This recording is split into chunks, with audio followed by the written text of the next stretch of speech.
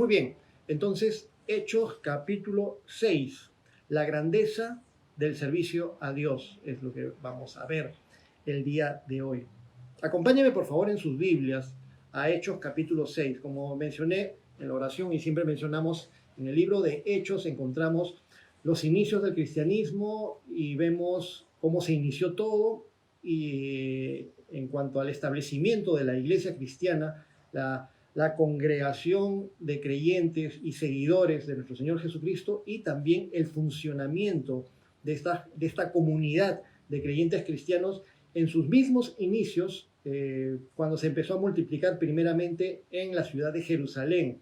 Ahorita todavía estamos en esta multiplicación en la ciudad de Jerusalén, poco tiempo antes, previo a que se empiece a desperdigar, a difundir el cristianismo en otros lugares del mundo, como en el caso luego de Jerusalén, se extenderá el cristianismo en toda Judea, en Samaria, luego en Galilea, luego en Siria y luego hasta lo último de la tierra, Asia y Europa. Ok, Hechos capítulo 6, vamos leyendo desde el versículo 1. Que Dios les bendiga a todos los que se están conectando también en este momento. María Paz, que Dios te bendiga. Jackie, Silvia, José Antonio y a los demás ya los saludé. Bendiciones. Hechos capítulo 6, versículo 1 dice: en aquellos días, como creciera el número de los discípulos, hubo murmuración de los griegos contra los hebreos, de que las viudas de aquellos eran desatendidas en la distribución diaria. Primeramente, nos damos cuenta en este primer versículo que en los tiempos de Jesús y en los inicios de la iglesia, a pesar de que el imperio romano tenía hegemonía y dominio en el mundo antiguo, me refiero a esta zona importante de Europa, el cercano oriente, norte de África, el mundo que influenció en la cultura occidental y después en lo que somos el día de hoy. Pero a pesar del dominio romano en esa época, la cultura y el idioma que predominaba era la cultura griega, el idioma griego, o la cultura helenística. Esta influencia de la cultura griega y del idioma griego todavía estaba latente desde la época en que el imperio griego, bajo el mando de Alejandro Magno, que había conquistado también toda esa zona que mencioné, el cercano oriente, el norte de África, parte de Europa. El imperio griego había tenido influencia unos 200 años antes, hasta que se desintegró y fue luego conquistado por el imperio romano. Pero a pesar de que ya el imperio romano tenía tiempo predominando en la escena mundial, en esa parte del mundo, aún así la cultura y el idioma griegos eran tan fuertes que hasta los tiempos de Jesús y en los tiempos de inicios del cristianismo predominaban y prevalecían, ¿no? Tanto la cultura como el idioma griegos. Tanto es así que todos los libros del Nuevo Testamento, de las escrituras que tenemos, fueron escritos originalmente en griego, en el idioma griego.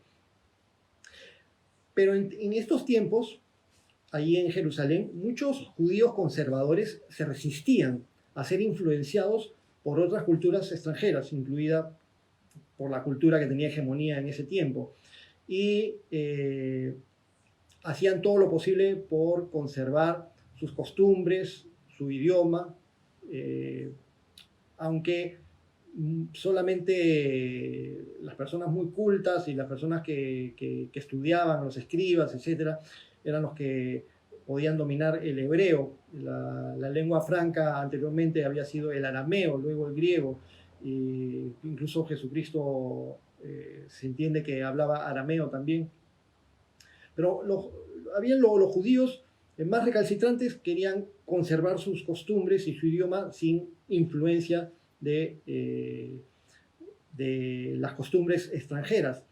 Pero había muchos otros judíos que sí se habían adaptado a su entorno cultural y, sin dejar de ser judíos, habían adquirido algunas costumbres y habían sido influenciados por algunas costumbres y por supuesto también por el idioma griego. Aquellos que habían sido más influenciados y que tenían una visión más extendida, más hacia afuera, quizás habían viajado más a otros lugares, a los que estaban más influenciados por la cultura griega, era a los que en este párrafo, en esta sección del libro de Hechos, es a lo que se les llama los griegos. Los griegos tenían quejas hacia los judíos, contra los hebreos. Hubo murmuración, dice, cuando creció el número de discípulos hubo murmuración de los griegos contra los hebreos. Y entonces estos griegos, o más propiamente los helenistas, eran los que tenían más influencia de la cultura griega, pero no significaba que no fueran judíos, también eran judíos. Entonces, en la recién formada iglesia cristiana, recordemos que todos los primeros cristianos eran judíos, entonces habían judíos de ambas tendencias, los helenistas y los más tradicionalistas, podríamos decir. Entonces hubo un problema de tensión entre estos dos grupos, porque los helenistas sintieron como que las viudas de sus familias habían sido discriminadas, habían recibido una atención diferente que las viudas de los que tenían un arraigo más hebreo, más judío. Podría que haya sucedido algún tipo de descuido. Recordemos que en los inicios del cristianismo todos los hermanos vendían sus bienes, traían el dinero a los pies de los apóstoles, repartían a todos, a nadie le faltaba nada. Entonces había una obra social importante y una distribución de víveres, de bienes, alimentos, etc. Entonces, de acuerdo a las escrituras y después como podemos leer en las cartas de Pablo, había una preocupación especial por las viudas. Esto es de parte de Dios. Siempre en la palabra de Dios vamos a ver el corazón de Dios hacia las viudas, hacia los huérfanos y hacia los extranjeros, es decir, hacia los más vulnerables, y como siempre necesitan la atención, una mayor atención y una mayor ayuda. Pero en el caso de la iglesia que se está formando, parecía que había un problema, una tensión, porque había un sector entre las viudas que recibían ayuda que se había sentido vulnerada o discriminada en la repartición de bienes, de víveres. Entonces esto nos hace comprender algo, que por mucho que sea la iglesia cristiana que recién se estaba formando a los inicios del cristianismo, donde hay seres humanos pueden haber problemas, pueden haber conflictos, pueden haber malos entendidos, pueden haber diferencias. Y la iglesia no está libre de esto. Pueden surgir conflictos, pueden existir desacuerdos, pero siempre se tiene que imponer el amor y la guía del Espíritu Santo, lo cual debe primar para que siempre se busque una solución alturada y armoniosa ante cualquier conflicto. La iglesia cristiana estaba creciendo mucho. Se nos dice en el versículo 1 que en aquellos días como creciera el número de los discípulos. Algunos calculan, cuando se mencionan los primeros creyentes que se van añadiendo, primero 3.000, luego hablan de 5.000, entonces de 5.000 varones.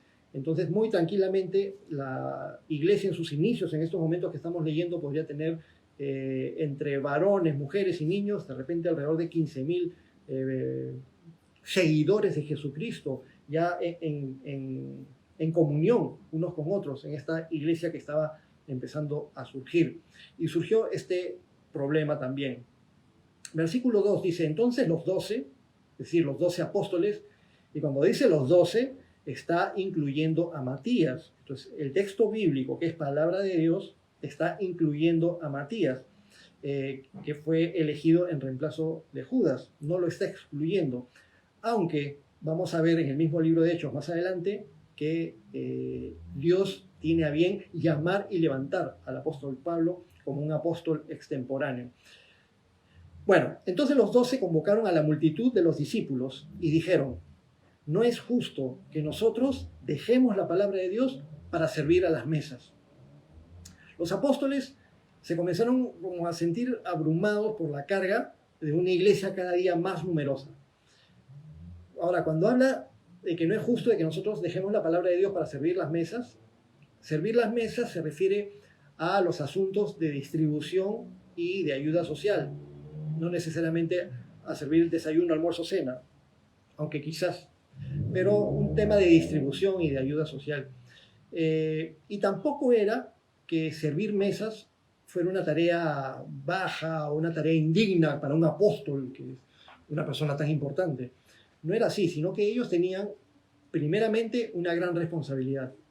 Su responsabilidad como apóstoles era velar por el bienestar espiritual del rebaño, alimentándolos con la palabra y también predicando la palabra a quienes lo pudieran necesitar. El cristianismo se estaba iniciando recién en la zona y en el mundo. Muchas veces,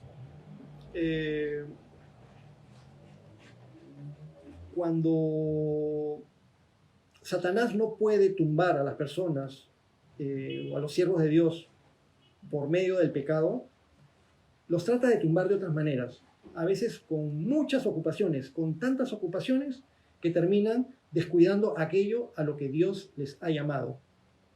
Nadie puede estar en dos lugares al mismo tiempo, solamente Dios es omnisciente, omnipresente y omnipotente. Pero a veces hay personas que se vuelven multiusos, y está muy bien si se vuelven multiusos. El apóstol Pablo era multifacético.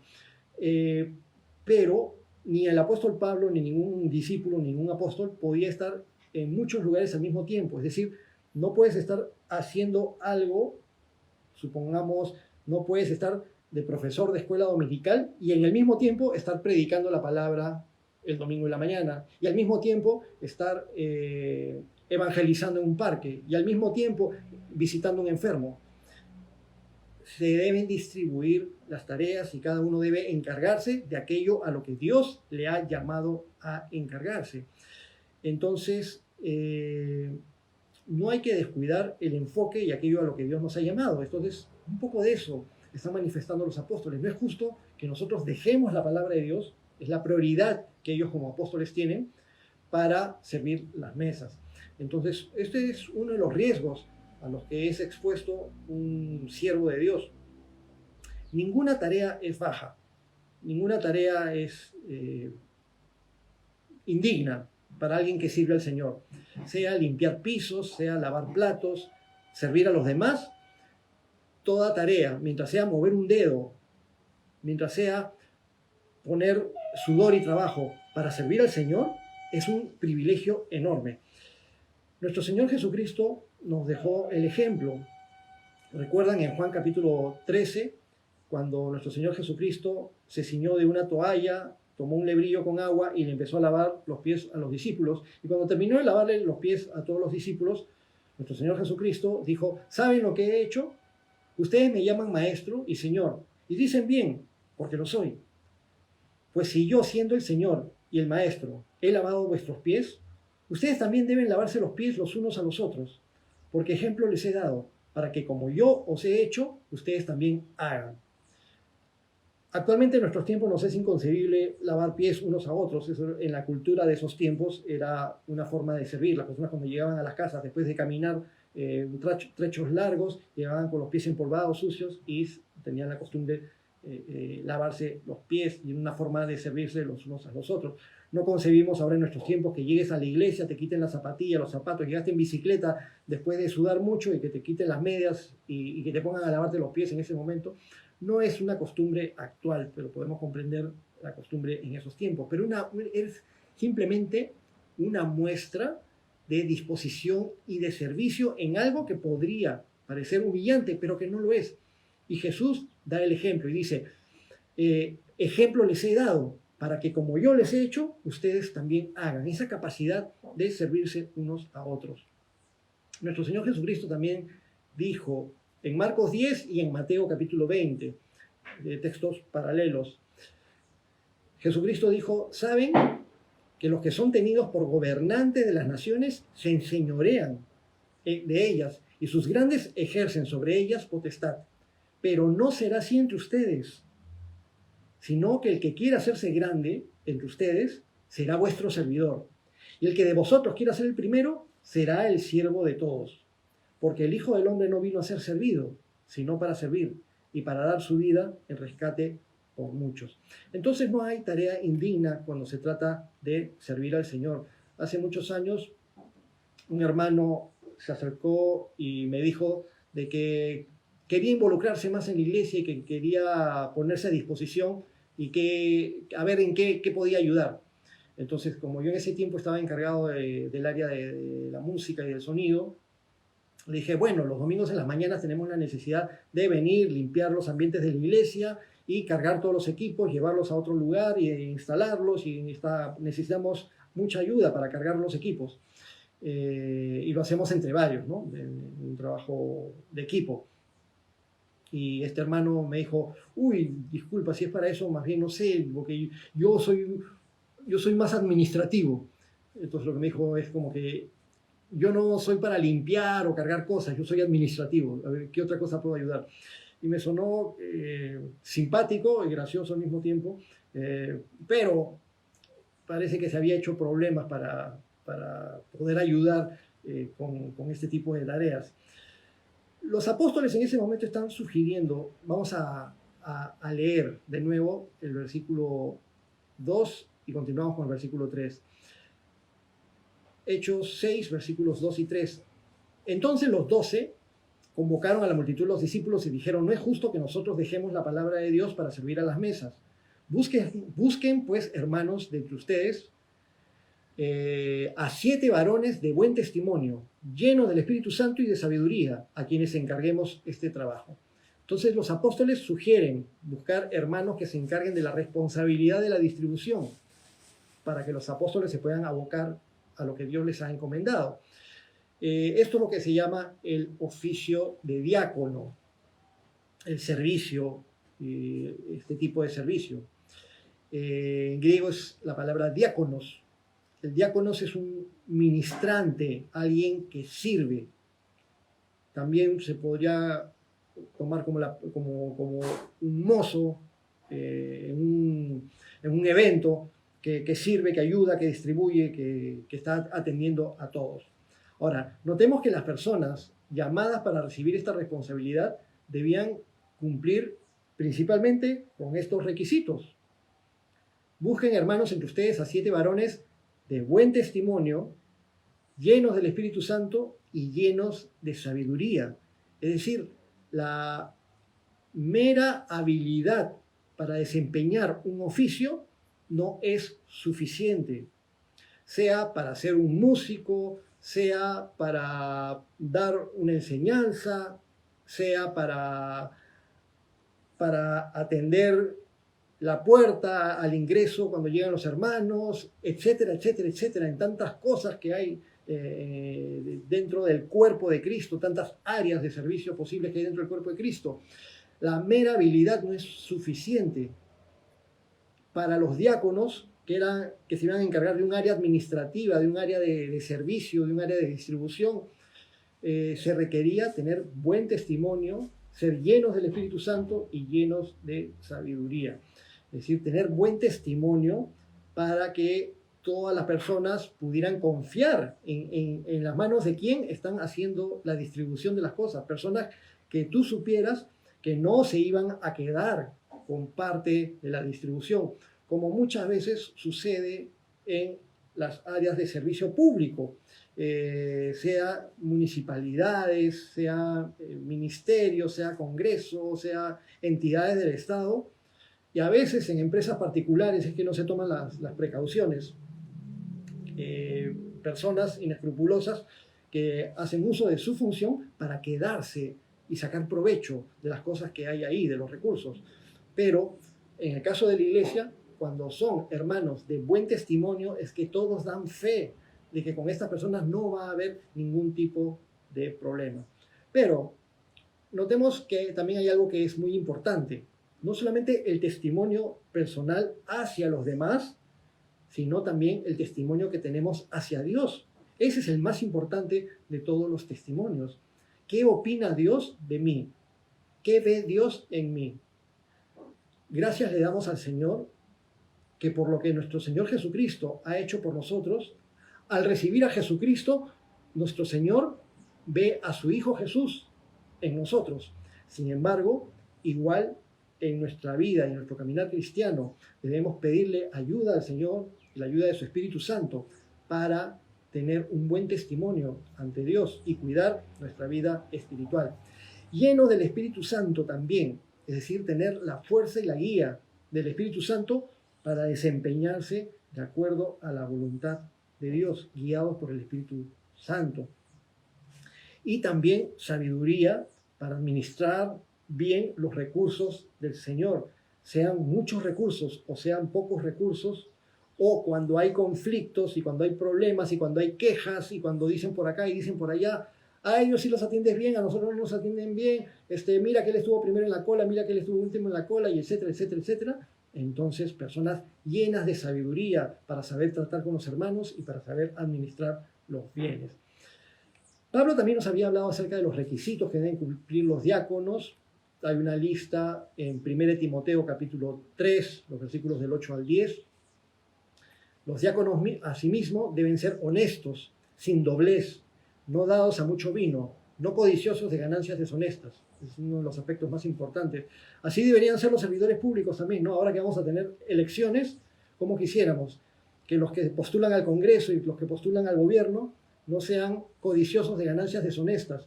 Y acá estos son los requisitos para los diáconos para servir en la iglesia que es tan desestimada en el mundo secular, tanto así que en estos tiempos de pandemia, cuando se trata de permitir las actividades económicas y las actividades en general, los ingresos a los restaurantes, incluso a discotecas o otro tipo de actividades donde permiten aforos de hasta 30% de asistencia, pero la iglesia cristiana solamente permiten el 20%. La iglesia cristiana es considerada la última rueda del coche, pero sin embargo en la iglesia cristiana se considera muy importante que los diáconos y los que sirven no sean codiciosos de ganancias deshonestas, que guarden el misterio de la fe con limpia conciencia, y estos también sean sometidos a prueba primero, y entonces ejerzan el diaconado si son irreprensibles.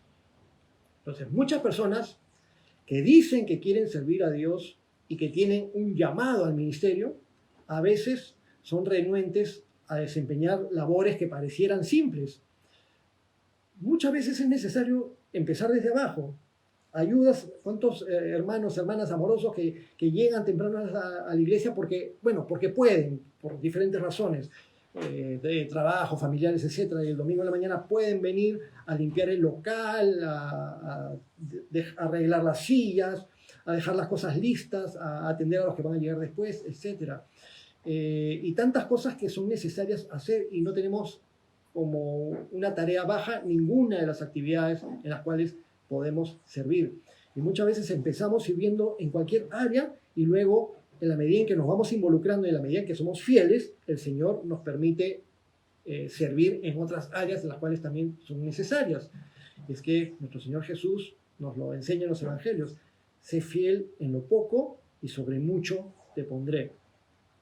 Entonces, siguieron los apóstoles hablando, ¿no? Primeramente, versículo 3, busquen pues, hermanos, de entre ustedes a 7 varones de buen testimonio, llenos del Espíritu Santo y de sabiduría, a quienes encarguemos este trabajo.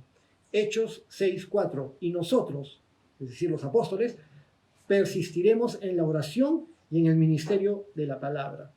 Entonces, cuando se busca delegar responsabilidades dentro de la iglesia, es porque hay mucho para hacer. Y unas pocas personas no pueden hacerlo todo. Y no se trata de hacer que otros se encarguen de las tareas bajas porque yo no puedo atender mesas, no, sino que es necesario estar fuertes como iglesia en la vida espiritual, en la vida de oración, en la administración de la palabra y tantas cosas que hay para hacer. Y hay más tareas también, y entonces es necesario delegar. Y en este caso, delegar, levantar siervos para atender este problema que está surgiendo en esta iglesia que está creciendo en una forma tan radical y tan grande, y los apóstoles que se sigan fortaleciendo y que no descuiden la vida de oración y el servicio en la palabra de Dios, que es enseñar, alimentar a la comunidad, alimentar al rebaño, pero además predicar la palabra para que nuevas personas, para que más personas puedan tener la misma salvación. Agradó, pues, versículo 5, agradó la propuesta a toda la multitud y eligieron a Esteban, varón lleno de fe y del Espíritu Santo, a Felipe, a Prócoro, a Nicanor, a Timón, a Pármenas, a Nicolás, prosélito de Antioquía. Entonces, 7 diáconos fueron elegidos, hombres de buen testimonio, llenos del Espíritu Santo y de sabiduría. Entre ellos, en esta lista, vemos Esteban, Felipe, Prócoro, Nicanor, Timón, Pármenas y Nicolás. Entonces, aquí dan los 7 nombres de los hermanos que fueron escogidos para encargarse de las tareas de distribución. Muchos de los nombres mencionados aquí, en realidad los 7 nombres mencionados acá son de origen griego, nombres griegos. Y esto deja ver que estos 7 diáconos de buen testimonio contaban con la aceptación de todos por igual, judíos con nombres griegos. Es decir, ahora sí los helenistas se sentían bien representados y estos 7 diáconos habían sido elegidos por toda la iglesia, pero se los propusieron a los apóstoles, quienes finalmente, vamos a leer, son los que oraron por ellos para que se encarguen de esta responsabilidad. Al final de la lista, al principio de la lista mencionan a Esteban y a Felipe, que son los 2 únicos de la lista que van a ser mencionados después en el libro de Hechos, cosas muy grandes que el Señor va a hacer a través de ellos. El último de la lista, Nicolás, prosélito de Antioquía, solamente quería hacer una mención a esta palabra, prosélito de Antioquía. Es decir, prosélito es un gentil, alguien de un pueblo que no es judío, que se convirtió al judaísmo, se circuncidó y guardaba las ordenanzas, las ceremonias, los rituales de la ley de Moisés, un prosélito convertido al judaísmo. Y pertenecía a Antioquía, probablemente Antioquía de Siria, donde más adelante se formaría una importante iglesia cristiana, un importante centro de irradiación cristiano, desde donde el apóstol Pablo saldría junto con Bernabé en sus primeros viajes misioneros. Entonces menciona en el versículo 5 que levantaron a estos, que eligieron a estos 7 diáconos, Esteban, Felipe, Prócoro, Nicanor, Timón, Pármenas y Nicolás. Versículo 6, a los cuales presentaron ante los apóstoles, quienes, orando, les impusieron las manos. Los apóstoles permitieron a la congregación elegir a los diáconos, pero estos diáconos, estos siervos, debían recibir el visto bueno y el respaldo de la autoridad de los apóstoles. Interesante que en la iglesia primitiva encontremos este ejemplo de que fuera la congregación quienes propongan, quienes participen de esa manera. Y es importante que el liderazgo tome en cuenta la opinión de la congregación sin ir al otro extremo, que es cuando la congregación toma el poder, no que tome las armas, pero toma el poder y es la congregación la que toma todas las decisiones. Hay iglesias que tienen este estilo de gobierno, se llaman iglesias congregacionales, donde la congregación elige al pastor y si a la congregación no le gusta el pastor o alguna decisión que tome el pastor, la congregación despide al pastor. Y entonces no siempre la congregación toma decisiones sabias. La congregación que condenó a Jesús no tomó decisiones sabias. La congregación en el desierto, en la época de Moisés, no tomaba decisiones sabias. Entonces es necesario un liderazgo que esté ligado al Señor, pero también es muy apropiado cuando el liderazgo toma en cuenta y hace participar también a la congregación. Bueno, lo importante es que tanto líderes como toda la congregación sean conscientes de que es Dios mismo. Dios es el que levanta, el que capacita y el que comisiona a los obreros. Y los líderes, nuestra misión es reconocer aquello que Dios está haciendo cuando levanta siervos, cuando levanta líderes. Los apóstoles imponen las manos, orando, e imponen las manos a los diáconos. Entonces, se puede ver esta imposición de manos como un gesto para delegar responsabilidades y pedir la unción del Espíritu Santo para aquellos que han sido levantados por el Señor para desempeñarse en diferentes funciones. Por eso es que el apóstol Pablo más adelante en 1 Timoteo exhorta a los líderes a que no impongan sus manos con ligereza. No hay que levantar siervos con ligereza si es que no se ha sido guiados por el Espíritu Santo y si es que los siervos no tienen buen testimonio, son llenos del Espíritu Santo y de sabiduría. Hay que tener mucha prudencia para designar tareas, responsabilidades, misiones y liderazgos. Y toda decisión debe hacerse siempre buscando la guía del Señor, muchas veces incluso con oración, incluso con ayuno, como vamos a ver más adelante acá mismo en el libro de Hechos, en el capítulo 13. Versículo 7. Y crecía la palabra del Señor, y el número de los discípulos se multiplicaba grandemente en Jerusalén. También muchos de los sacerdotes obedecían a la fe. Como habíamos mencionado, el principio del libro de Hechos de los Apóstoles se centra en la ciudad de Jerusalén, donde es el punto de inicio. Nuestro Señor Jesucristo le dijo a los apóstoles y a los discípulos al inicio que esperaran en Jerusalén la promesa del Padre y que vendría sobre ellos el Espíritu Santo y recibirían poder para ser testigos o mártires en Jerusalén, en Judea, en Samaria y hasta lo último de la tierra. Y eso exactamente es lo que vamos a ver en el libro de Hechos. Hasta acá vemos cómo la iglesia y los discípulos se multiplicaban grandemente en Jerusalén. Pero pronto vamos a ver cómo empiezan a expandirse por Judea, luego por Samaria y luego hacia el resto de la tierra. También al final del versículo 7 vemos que muchos de los sacerdotes obedecían a la fe, es decir, muchos del clero sacerdotal empezaron a convertirse también al cristianismo. Sabemos que los sacerdotes, los principales sacerdotes, eran mayormente de la secta de los saduceos, quienes tenían el control del sacerdocio. Y también sabemos que desde que Jesucristo estaba en su vida pública predicando la palabra, hubieron fariseos interesados en seguirlo, como en el caso de Nicodemo. Más adelante probablemente José de Arimatea también hubiera sido fariseo.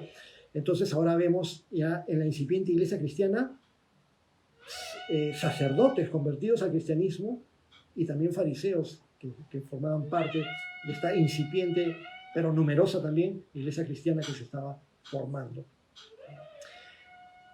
Y con respecto a los 7 diáconos que han sido elegidos, ahora vamos a leer en los siguientes capítulos algunos aspectos acerca de los 2 primeros de la lista, que son Esteban y Felipe, en los capítulos 7, final del capítulo 6 que estamos viendo ahora, luego en el capítulo 7 y en el capítulo 8 que los vamos a ver en las siguientes sesiones.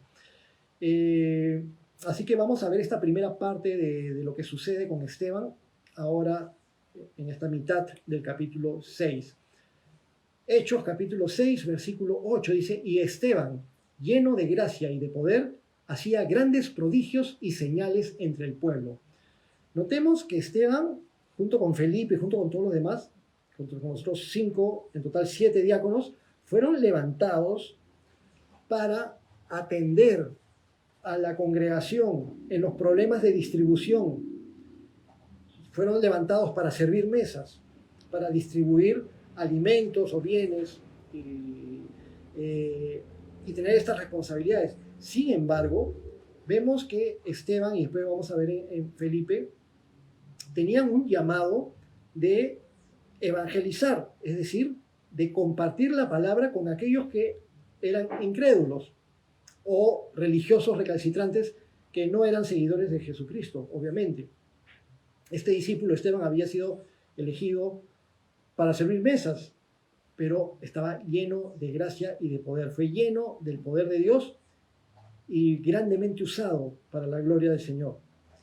Se dice aquí en el texto que estaba Esteban lleno de gracia, es decir, recibió en abundancia el favor inmerecido de Dios para poder estar a su servicio.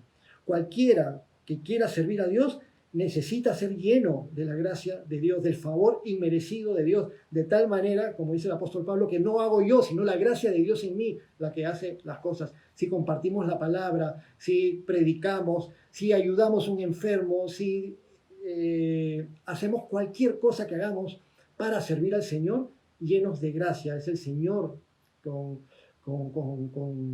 su amor, su infinito amor que no merecemos, el que nos regala las capacidades de hacer lo que podamos hacer para Él. Es Dios mismo el que pone en nosotros el querer como el hacer. Y es Él mismo el que preparó las buenas obras para que nosotros andemos en ellas. Todo lo hace el Señor. Abundancia del favor inmerecido de Dios para estar al servicio de Dios. Igual que María, la Virgen María, cuando el ángel se le presentó y le dijo, llena eres de gracia. Y María, para servir al Señor y poder cumplir un servicio tan importante como ser la madre del Mesías, también recibió esta gracia inmerecida de Dios. ¿Cuánta gracia quiero recibir yo? ¿Cuánta gracia quieres recibir tú para servir al Señor? También se nos dice que Esteban fue lleno de gracia y de poder. Hay que recordar siempre que necesitamos el poder del Espíritu Santo, ese poder nombrado por nuestro Señor Jesucristo en Hechos 1:8. Recibirán poder cuando venga sobre ustedes el Espíritu Santo. El apóstol Pablo nos dice que seamos llenos constantemente del Espíritu Santo. Necesitamos del Espíritu Santo para poder hacer algo bueno para el Señor, para poder mover un dedo para el Señor, para poder hablar para el Señor, para poder servir al Señor, para hacer lo que sea para agradar al Señor. Necesitamos del poder del Espíritu Santo de Dios. También nunca nos resignemos a no hacer uso de los recursos que el Señor nos puede dar para glorificarle a Él.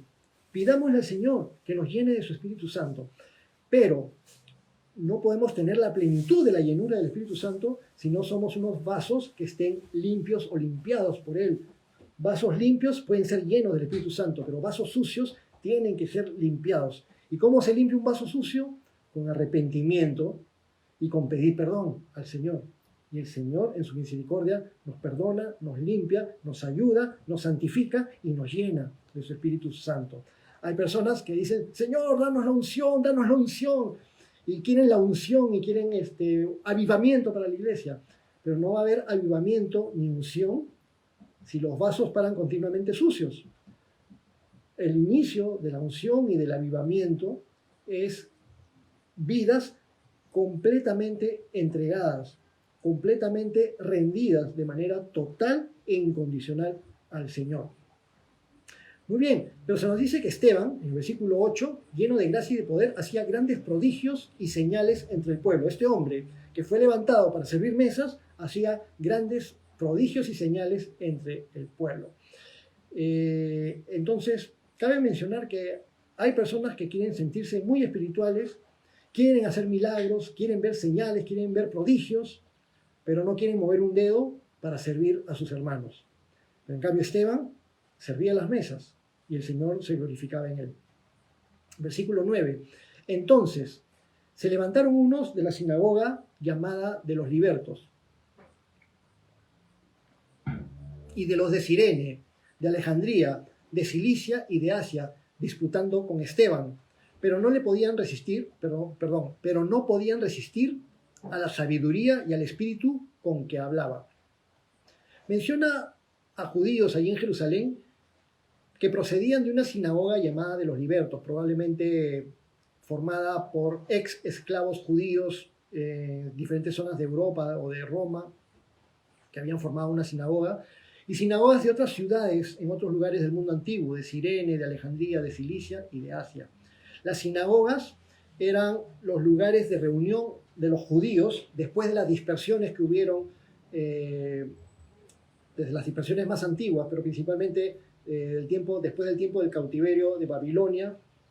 Ya las cosas no fueron iguales. Después de la destrucción del templo, hubo la reconstrucción del templo, regresaron los judíos cautivos de Babilonia a la tierra prometida, a Jerusalén, pero quedaron muchos judíos dispersos por el mundo, y en los diferentes lugares del mundo donde habían comunidades judías, bastara que hubiera 10 varones mayores de 20 años para que se pudiera formar una sinagoga. Una sinagoga era un recinto donde se reunían los judíos en otros lugares donde no podía haber templo. Recordemos que templo solamente podía haber en Jerusalén. Entonces todos los judíos alrededor del mundo peregrinaban a Jerusalén en las épocas de las fiestas principales.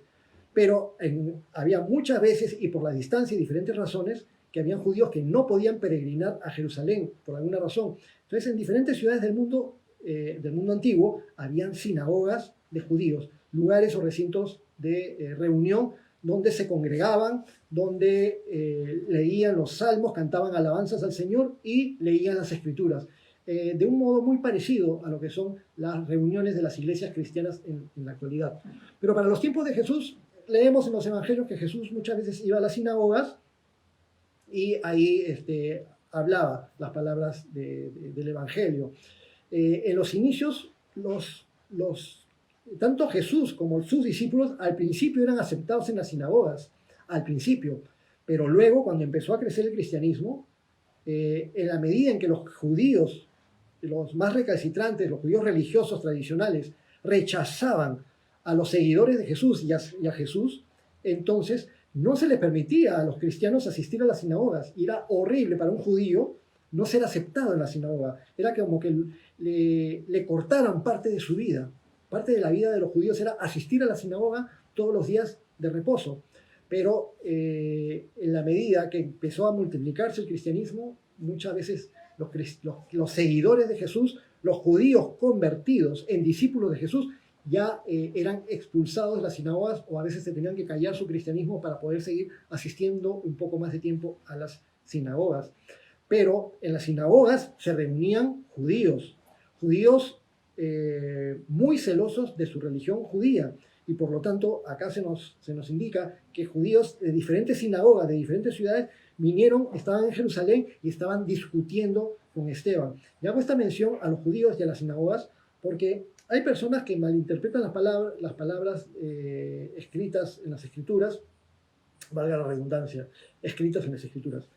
Y eso lo vamos a hablar más profundamente cuando lleguemos al capítulo 15, de Hechos de los Apóstoles, pero quieren forzar las escrituras diciendo que los creyentes cristianos tenemos la obligación de guardar el Shabbat, porque los creyentes cristianos todos los sábados tienen que asistir a las sinagogas y enseñar la ley. Pero los creyentes cristianos no pueden asistir a las sinagogas. Anda tú, preséntate en una sinagoga y di que eres creyente cristiano, a ver si te dejan asistir a su reunión. Los cristianos no son bienvenidos en las sinagogas, a menos que sea para turismo, solamente para turismo, pero no para congregarte con los judíos. Los judíos no reconocen a los cristianos, ni siquiera a los cristianos mesiánicos, ni siquiera a los cristianos que tienen un trasfondo judío, tampoco los reconocen en las sinagogas judías, como para que nosotros tengamos la obligación de asistir a sinagogas y de guardar el día de reposo como lo hacen los judíos en la actualidad. Bueno, ese fue un pequeño paréntesis. Como dije, vamos a hablar más de esto cuando lleguemos a Hechos capítulo 15, pero también vamos a hablar más de esto, mejor dicho, el pastor Iván va a hablar más de esto cuando enseñe el próximo libro, que yo no les voy a dar la sorpresa, él mismo les dirá el próximo libro que va a enseñar. Bueno, acá surge una discusión. Estos judíos procedentes de diferentes sinagogas disputaban con Esteban, pero no podían resistir a la sabiduría y al espíritu con que hablaba. Entonces vemos que muchas veces las personas entran en disputas, nos puede pasar a nosotros también en la actualidad, pero hay personas que discuten no porque quieran saber la verdad, sino porque quieren demostrar que ellos saben mucho o que ellos saben más que tú. Entonces tienen una conducta, una actitud que procede del orgullo, pero no de una búsqueda sincera del conocimiento de Dios. Entonces, estos judíos que estaban discutiendo con Esteban en ese momento, no estoy generalizando, no estoy diciendo todos los judíos. Habían muchos judíos de buen testimonio, hombres y mujeres temerosos de Dios en esos tiempos y en todos los tiempos. Pero también habían los recalcitrantes, aquellos que no amaban a Dios, sino que amaban con orgullo sus tradiciones. Aquellos, muchos de los cuales a los que Jesús les dijo, ustedes son hijos del diablo, ustedes no son hijos de Abraham, porque ustedes son homicidas, ustedes quieren matarme. Bueno, entonces esta conducta que tienen estos hombres disputando con Esteban, vamos a ver de dónde procede. No eran capaces de sostener una discusión alturada, pero no podían resistir a la sabiduría y al espíritu con que hablaba Esteban. Entonces, cuando alguien habla con el poder que viene de parte de Dios, Entonces, ¿quién se va a resistir a esa sabiduría y a ese conocimiento? Esteban era lleno del Espíritu Santo y lleno de sabiduría. Y el Espíritu Santo nos recuerda lo que nosotros hemos aprendido de Jesús. En Juan capítulo 14, versículo 26, nuestro Señor Jesús nos dijo: mas el Consolador, el Espíritu Santo, a quien el Padre enviará en mi nombre, Él os enseñará todas las cosas y os recordará todo lo que yo les he dicho.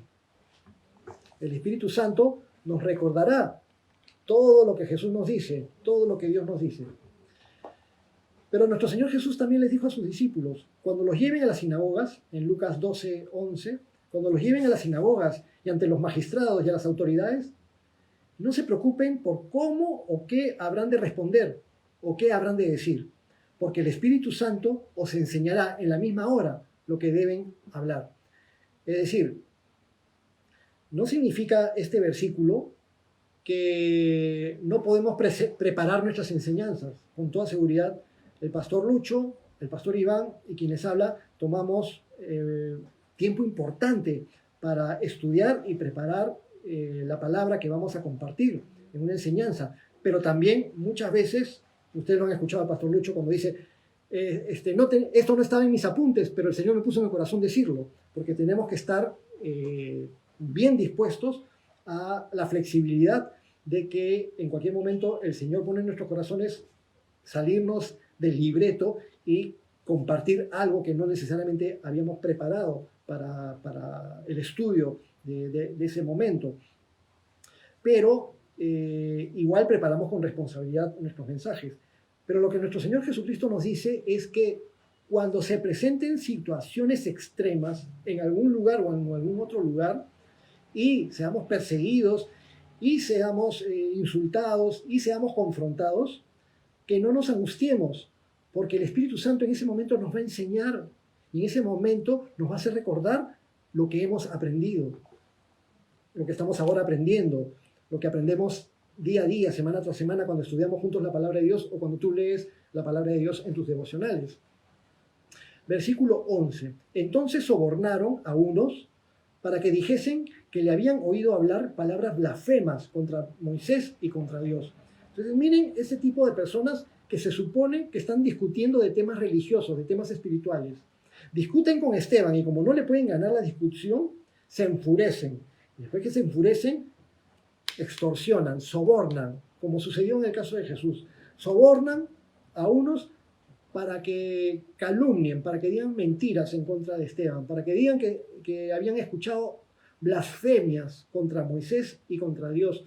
Moisés era el héroe máximo del judaísmo, de la cultura, de la tradición y de la religión judía, por ser un siervo de Dios y ser el siervo que Dios usó para traer la ley, que es el inicio mismo de las Escrituras, la ley de Moisés, que son los 5 primeros libros de la Biblia. Entonces Moisés, un hombre muy respetado, y entonces que alguien hable mal en contra de Moisés sería un insulto. Pero cuando los creyentes cristianos enseñaban de que en Cristo cumplimos la ley y que no nos podemos salvar por cumplir la ley, entonces ellos decían, está blasfemando contra la ley, está blasfemando contra Moisés, lo cual no era cierto. Y también dicen, sobornaron diciendo que habían escuchado a Esteban hablar palabras blasfemas también en contra de Dios, cosa completamente falsa. Versículo 12. Y soliviantaron al pueblo, a los ancianos y a los escribas, y arremetiendo le arrebataron y le trajeron al concilio. Arremetiendo le arrebataron significa que lo capturaron de manera violenta para traerlo al concilio. Lo apresaron de manera violenta. Entonces, vemos el carácter de las personas cuando no aman realmente a Dios, no aman la justicia y no aman la verdad. Cuando se acaban los recursos de la razón y de los argumentos, comienza la incompetencia y la mentira. Los temas de los que se supone que estaban hablando eran temas espirituales, acerca de Dios, acerca de Jesucristo, acerca de la resurrección de Cristo, acerca del Evangelio. Pero estos judíos recalcitrantes pretendían imponer sus puntos de vista acerca de Dios, pero los pretendían imponer a la fuerza, a la mala, incluso con engaños, con mentiras y con sobornos. ¿Puede necesitar Dios que alguien lo defienda de esa manera? Supongamos que estos judíos estaban hablando de una causa justa de parte de Dios por defender a Dios.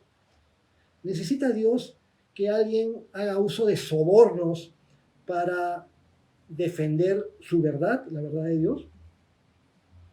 Nunca va a ser un argumento para alguien que se cree piadoso, para alguien que se cree espiritual, proceder con violencia, con mentiras o con trampas para intentar servir a Dios, para intentar hacer algo, se supone, positivo para Dios. Ni Dios ni sus siervos necesitan tal tipo de recursos.